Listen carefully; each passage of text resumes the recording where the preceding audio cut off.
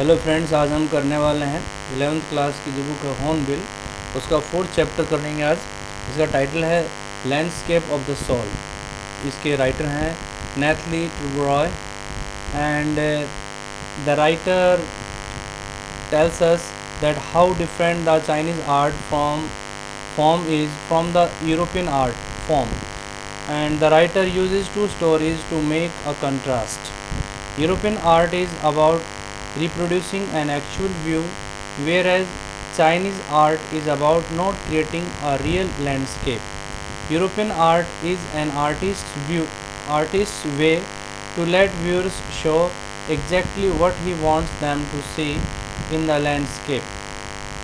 Chinese art is the artist's spiritual and inner voice, where you can travel from any point and it lets the viewer creates a path for their imagination.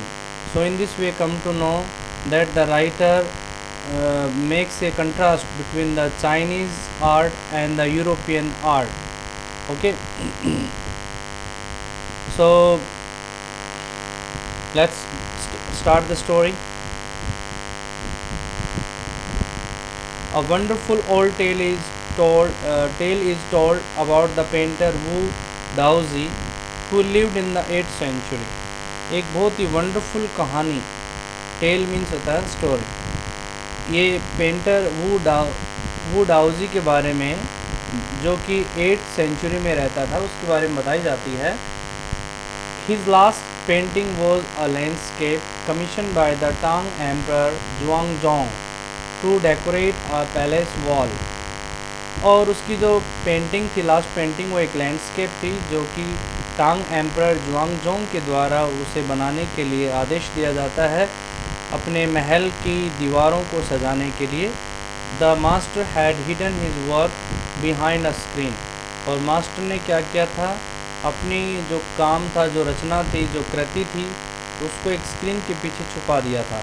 So only the emperor would see it, ताकि केवल इसे emperor ही देखे। For a long while the emperor admired the wonderful scene, discovering forests, high mountains, waterfalls, clouds floating in an immense sky, man on hilly paths, birds in flight. और इस picture को देखने के बाद, पेंटिंग को देखने के बाद में एम्परर ने जो है काफ़ी जो इसके वंडरफुल सीन थे उनको एडमायर किया, जिसमें कुछ फॉरेस्ट थे, हाई माउंटेन्स थे, वाटरफॉल्स थे। वाटरफॉल्स मीन्स होता है जो जलप्रपात थे वो वहाँ पर थे, और क्लाउड्स जो कि इमेंस स्काई के अंदर, इमेंस होता है वास्ट स्काई के अंदर फ्लोट कर रहे थे, और हीली पाथ के ऊपर कुछ लोग जा रहे थे, और कुछ बर्ड्स आसमान में उड़ रहे थे। उनको जो अच्छे से उसमें पेंट किया हुआ था, और उनको देख करके जो एम्परर है उसको प्रेज करता है। Look sir, said the painter, in this cave at the foot of the mountain dwells a spirit. Dwells में होता है रहना, स्टे। अब उसने, पेंटर ने कहा कि देखिए श्रीमान जी महाराज, इस केव के अंदर, जो माउंटेन के तलहटी में जो ये गुफा है, इसमें एक आत्मा रहती है। ठीक है।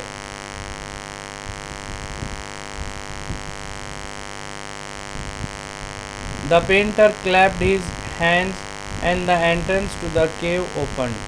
पेंटर ने अपने हाथों से क्लैपिंग की, और केव होता गुफा, उस गुफा का जो दरवाज़ा था वो खुल जाता है। द इनसाइड इज स्प्लेंडेड, और जो अंदर का जो दृश्य था, दैट वो स्प्लेंडेड, वो बहुत ज़्यादा स्प्लेंडेड था, बहुत ज़्यादा सुंदर था, मैग्निफिसेंट था। Beyond anything words can convey, जिसको कि हम वर्ड्स में कन्वे नहीं कर सकते। Please let me show your majesty the way. The painter entered the cave but the entrance closed behind him, and the painter said, your majesty, please let me show you the path. And the painter entered the cave, but the entrance closed behind him. तो painter ने कहा कि महाराज, मैं आपको इसमें painting में रास्ता दिखाता हूँ, जो केव है उसका रास्ता दिखाता हूँ। और पेंटर ने क्या किया, उस केव के अंदर एंट्री किया, लेकिन जो एंट्रेंस था वो उसके बाद में बंद हो गया, यानी कि केव का जो दरवाज़ा था, वो गुफा थी, वो बंद हो गई। And before the astonished emperor could move or utter a word, the painting had vanished from the wall।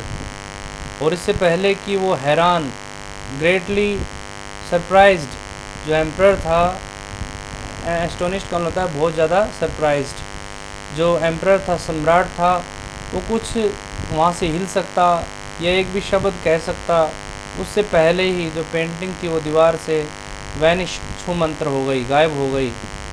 Not a trace of Wu Daozi's brush was left, and the artist was never seen again in this world। इसके बाद में वू डाउजी की brush का एक भी trace, एक भी निशान जो है वहाँ पर नहीं रुका, नहीं बचा, और आर्टिस्ट को दोबारा फिर इस वर्ल्ड में देखा नहीं गया।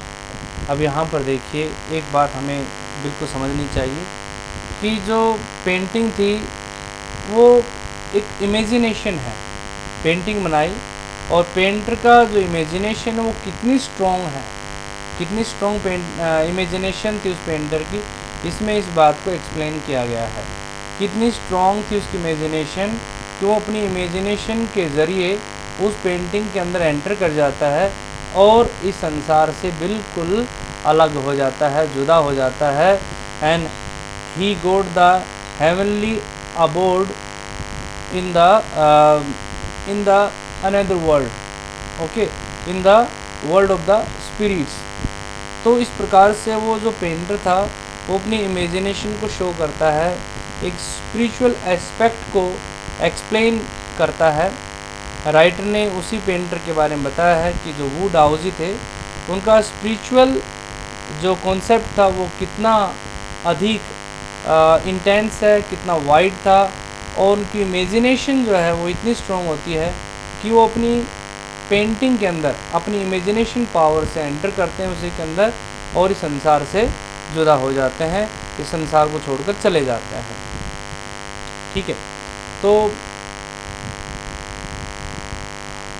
Such stories played an important part in China's classical education. इस प्रकार की जो कहानियाँ हैं वो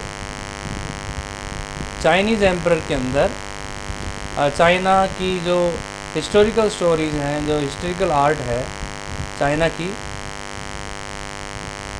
उसके अंदर एक इम्पोर्टेंट रोल अदा करती हैं।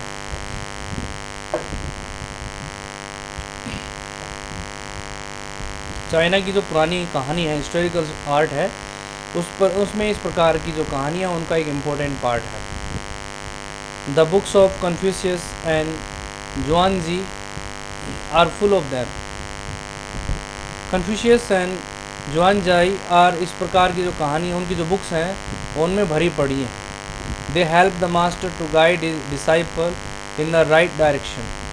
वे मास्टर की हेल्प करती थी ये बुक्स, ताकि वो अपने डिसाइपल को राइट डायरेक्शन में गाइड कर सकें। यहाँ पर डिसाइपल का मतलब होता है शिष्य। बियॉन्ड द एनेक्डोट होता है इंटरेस्टिंग स्टोरी। इन इंटरेस्टिंग स्टोरी से परे, they are deeply revealing of the spirit,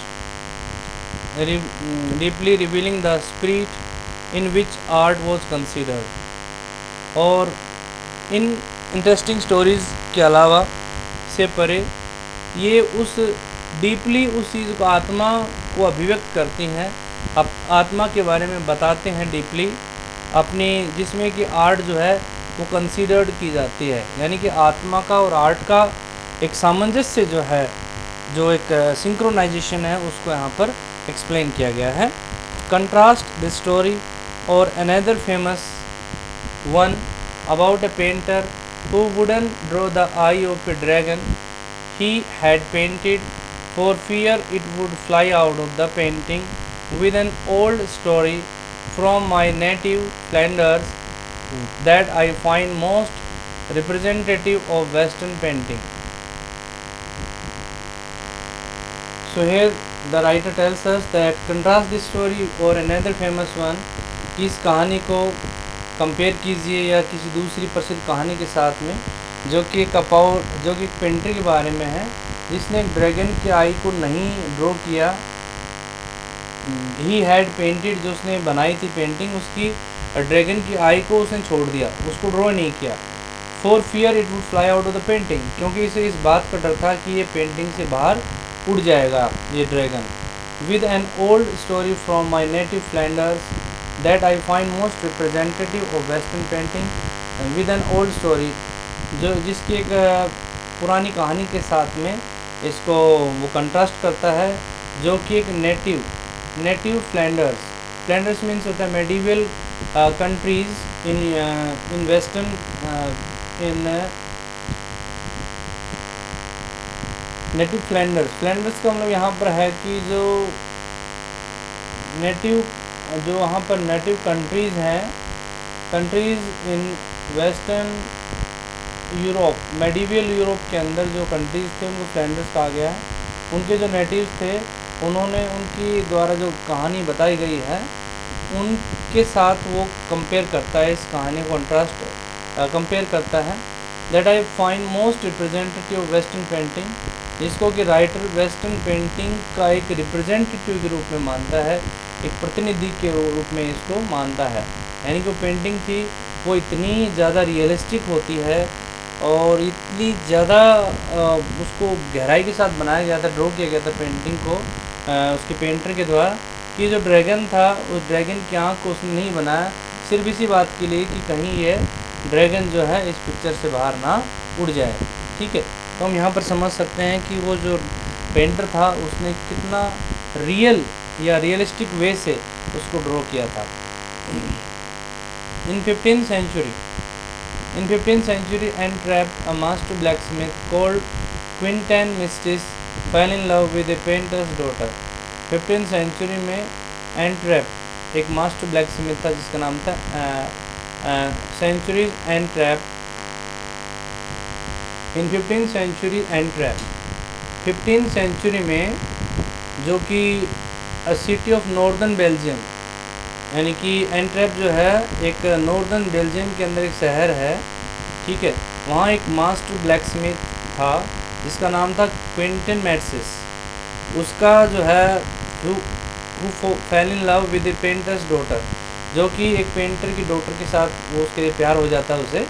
the father would not accept a son in law in such a profession, और जो फादर था लड़की का उसने यानी कि ऐसे सन इन लॉ को एक्सेप्ट नहीं करेगा या नहीं किया जो कि इस प्रकार के प्रोफेशन में था। कहने का मतलब जो उसका फादर था, जो पेंटर था, वो नहीं चाहता था कि उसका जो दामाद है वो कोई जो है ब्लैक स्मिथ हो, वो नहीं चाहता था ऐसा हो।